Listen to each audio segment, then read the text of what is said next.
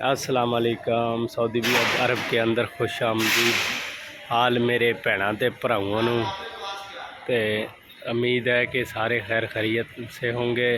तो आज जी ये हमारे डेंटर साहब सिरगोदा के हैं, गाड़ी का काम कर रहे हैं।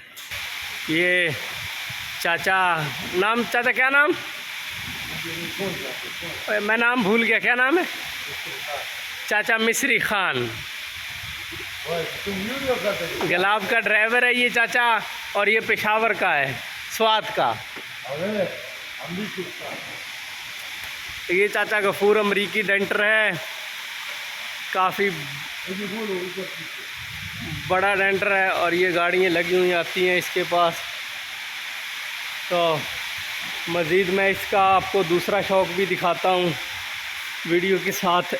एंड में ये आपको वीडियो मिलेगी जो इसके शौक़ की है, कबूतरों के शौक़ की वीडियो है।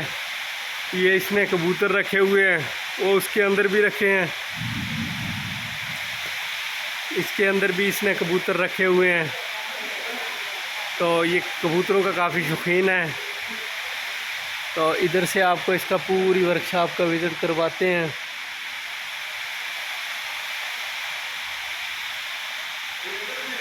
तो वो गाड़ी ठीक कर रहा है। तो